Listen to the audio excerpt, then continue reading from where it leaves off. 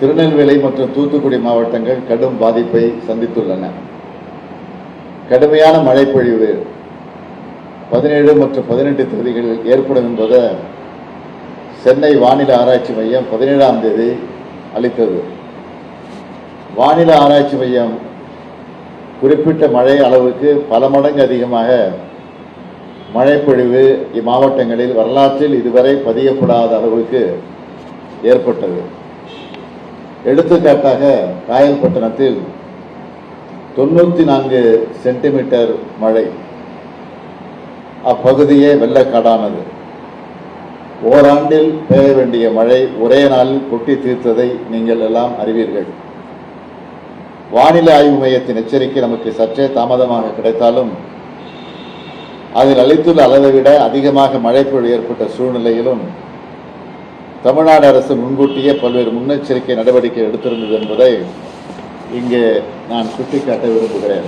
இந்த தென் மாநிலங்களுக்கு மாவட்டங்களுக்கு இந்த 4 தூத்துக்குடி, தென்காசி, திருநெல்வேலி, கன்னியாகுமரியில் வந்திருக்கக்கூடிய மழை வெள்ளத்தை பற்றி மெட்ரலாஜிக்கல் சென்டர் 12ஆம் தேதி டிசம்பரே தகவல் கொடுத்துருக்காங்க. 16, 17ஆம் தேதி வாக்கில் தீவிரமான மழை தென் மாவட்டங்களில் வருங்கிறத 12ஆம் தேதியே கொடுத்துருக்காங்க. இதுக்கு ஒன்றுத்துக்கு மாத்திரம் தான் கொடுத்தாங்களா அப்படிங்கிற கேள்வி எழும். அதுக்கு முன்னாடியே நான் சொல்லிடுறேன், இது மோஸ்ட் மாடர்ன் சென்டர். இந்த ரீஜனல் மெட்ரலாஜிக்கல் சென்டர் சென்னையில் எது இருக்கோ அதை பற்றி நான் சொல்கிறேன். அவங்க 5 நாள் முன்னிலையிலேயே வரக்கூடிய 5 நாளில் என்ன நடக்க போகுதுன்றத சொல்லிக்கிட்டே இருக்காங்க. இன்னைக்கு இல்லை, இப்போ இல்லை, எப்பொழுதும் அவங்க 12 நாள் முன்னாலேயே என்ன வரப்போகுது, அதுக்கு எப்படி நம்ம தயார் பண்ணிக்கலான்றதுக்கு முன்னெச்சரிக்கையாக அவங்க 5 நாளுக்கு முன்னாடியே சொல்கிறாங்க. அதை தவிர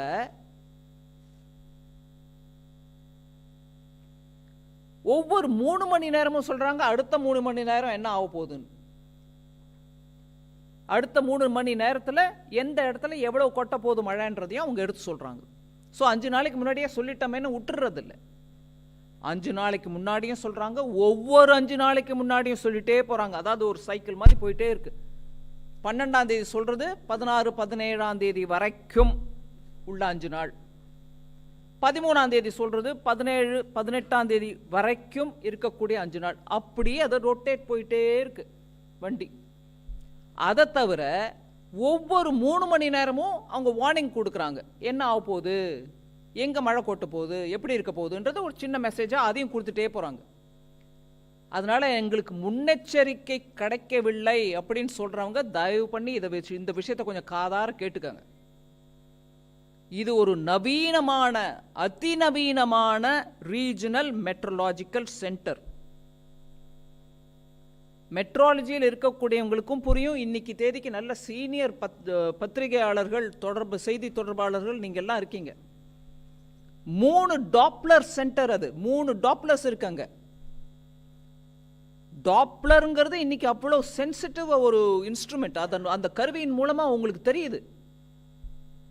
3 டாப்ளரோடு இருக்கக்கூடிய அந்த சென்டர் மூலமாக 5 நாளைக்கு முன்னாடி அட்வான்ஸாக ஒவ்வொரு 5 நாளைக்கும் அடுத்த நாள்னு சேர்த்துக்கிட்டே போகுது இன்ஃபர்மேஷன்.